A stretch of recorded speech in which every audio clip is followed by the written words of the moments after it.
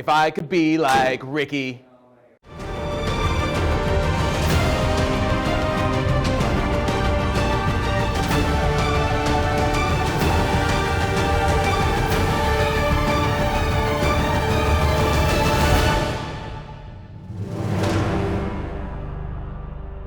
What's up, guys? It's Zach from On The Fringe Golf, aka Big Izzy. Today we're taking a look at the RF Prototype, the Rickie Fowler clubs, in quotes here. So we're out here at 1611 Indoor Golf. You may have seen, I've got some other videos here before. I'm joined by my buddy Ryan from Maverick Performance Golf. We'll link to his channel down below. Go give him a follow. Today we're going to hit some clubs with this butter knife. I think it's an iron too. You can actually use this on the golf course. So today we're going to check it out, compare it to what I'm hitting now. And is this club right for you? Let's take a look. Hey guys, we'll get you right back to the video here in just a second, but I did want to tell you about a pretty cool opportunity that we have coming up this weekend. We have a really good friend of the channel who has opened THS Golf Studio. A couple former college players, they've decided to turn coaches and they've opened their own training facility, and we on The Fringe are going to be there for their grand opening this Saturday, April 10th, 6 to 9 p.m. We're going to put some information in the description below, so if you want to come out, you want to meet the On The Fringe guys, you want to check out a really cool new studio. They've got giveaways. We're going to be doing a giveaway there, a live raffle. They've got demos, all kinds of things going on. So make sure you check them out. Come out, meet Big Izzy, Jay Rich this Saturday, Masters Saturday. Let's get it. And now I'll take you back to the Rickie Fowler action. All right, so this looks intimidating. Let's see what we get here. Wait. This thing's so small, we got to document this because, and also, please, for the love of everything, so like, don't hit my camera. Okay, no promises, but this bad boy, like he mentioned, it is tiny. Small. Comparing it to the Rad Speed iron, and it is infinitely smaller. So let's see how this goes. Hold on, I'm gonna get further out of the way. Cover the boys. There you go. Nothing to it, right? Just hit it like nowhere. But hey, when we're looking at this, I want to talk about look, touch, look, feel, and sound. What you do in your personal life is your own business with the touchings. Well, we'll talk about that on our other videos. Check out Instagram Look, for feel, that and one. sound. Look, feel, So look-wise, this is sexy. Teeny. I mean, it is very small. Obviously, the copper finish is kind of cool, but that's really just a novelty thing. There's not really much to that, or does that affect the play? No, I mean, some people will say it might make it a little softer feeling, but okay. Realistically, it's just a plating, so it's a visual thing more so than anything else. Cool. Does look great.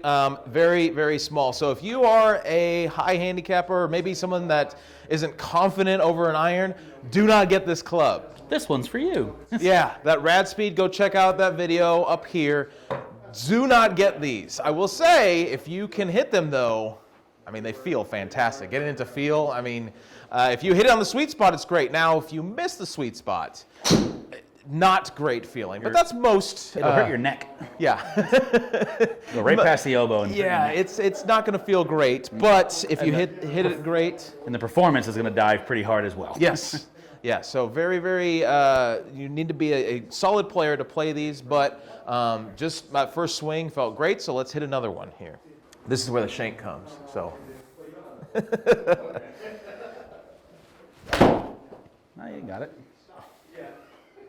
Hit that one better. Yeah, something that's interesting to me, and we talked about this in our Rad Speed breakdown, looking at the spin. I've learned now that a 7-iron should be roughly around 7,000 when we're looking at it here, and already way better than I was getting with the Rad Speed. So 2 swings, last one was around 7,900 RPMs, the average being 75, so that means your first swing was 7,000, give or take, so I'd have you hit a few more. Might not be the right shaft for you with this head. Yeah, okay.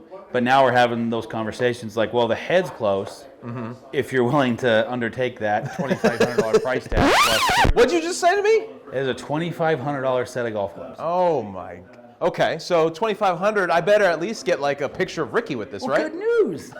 What's that? Not only do you get the picture of Rickie, yes? you get a custom box. Oh, okay. So collector's box. You get a collector's box. So for $2,500, you get these torture devices, you get a commemorative box, and a picture of Rickie. Yep. So, I mean... And there's a good chance you'll have to see some sort of a doctor for your fingers when you're done swinging it, especially in the winter. Yeah.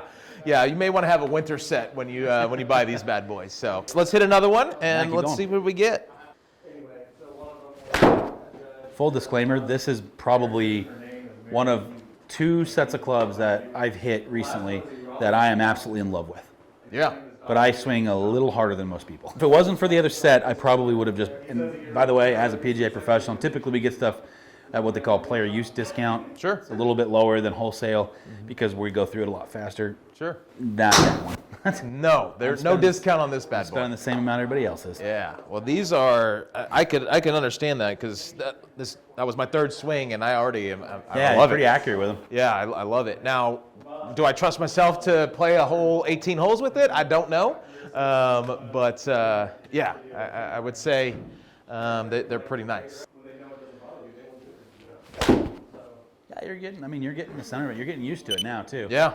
Because that one you hit pretty good. Wow. Yeah. So your ball speed jumped up. So remember, your ball speed barely got above about 105 with the rad speed. And we put the RF Proto in your hand, and now you're at 113.2.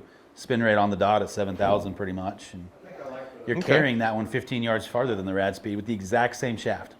We kept the shaft. Yeah, so the shaft. So I guess as somebody that really doesn't understand a lot of the physics and intricacies, is there like something that you can just say, well, that's what's causing this, or is it sometimes different variables? Yeah, sometimes. Obviously, there's always a variable because it's the golf swing's an unnatural athletic motion that normally hurts people, emotionally and physically. Yeah. Mm-hmm. And so, yeah, sometimes there is very simple, like, hey, this isn't, and I probably wouldn't fit you in this head simply because of the cost. Sure, yeah. I'd probably put you in the Cobra line. I'd probably stick you over the King. Okay. Or the King Tour, one of those 2. That's where I'd start at least. Yeah.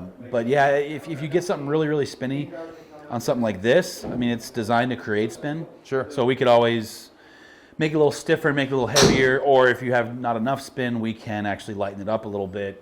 Put something in there like an 85-gram shaft.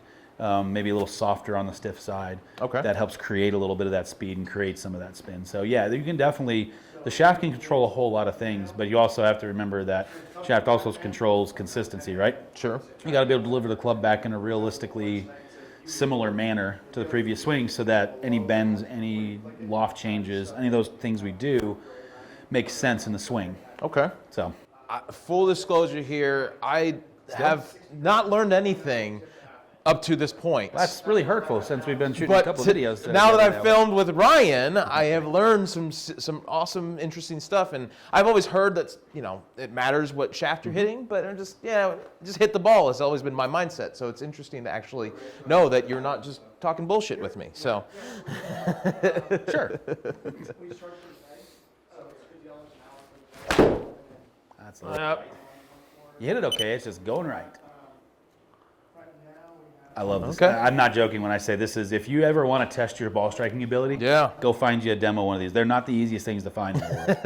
Definitely lucky to be hitting these. Even the production side, there's a limited number of them out there. That's why they're so expensive. Is it's not, they didn't build this club thinking, oh, we're going to sell a ton of these. Yeah. They built, I think, like 10,000 sets, and that's it. Wow. I say that. I don't actually know what the number is, but whatever the number is. Limited. When they're done, they're done. That's awesome. Until Rickie needs another set and he builds it himself.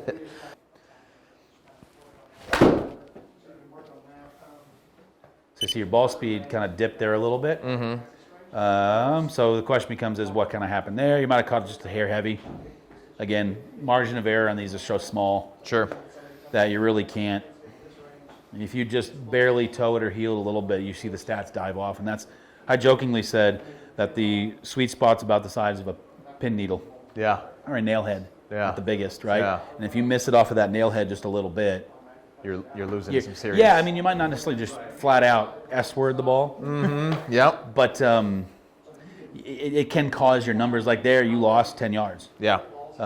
It's slightly under your average, so you really have to, I mean, this is not one of those clubs where it's designed where you get a little more forgiveness, toe to heel, sole to crown, or top line in an iron's case, and if you don't hit that spot, you're kind of SOL. I hear you there. So I love these. I am also broke, and I cannot afford these. So not necessarily for me, but man, if I hit the jackpot, I'm buying these. I don't care how much it's going to cost me. I want that box. I wouldn't be surprised if people are buying them just put it on a wall, to be completely honest with you, because it's that type of club. If you're a big Cobra fan, and think about like Scotty Cameron Circle T side, that Bettinardi Hive, that kind of stuff. Yeah. this is kind of what that falls into. Some guys will play it, not many. Honestly, there's not a lot of tour pros that will play that anymore because it's the whole why work harder when I don't have to situation. I can work on other aspects of my game and not worry about that. Okay. Well, yeah, I could see that. They're very nice. So, hey, if you have the opportunity and you have it within your means to get it, go for it. Put it up in your man cave, and you'll thank me later. Call us. We'll make sure we have a set safe for you. It's built. It's here. I don't get to hit a lot of stuff that's actually meant for me.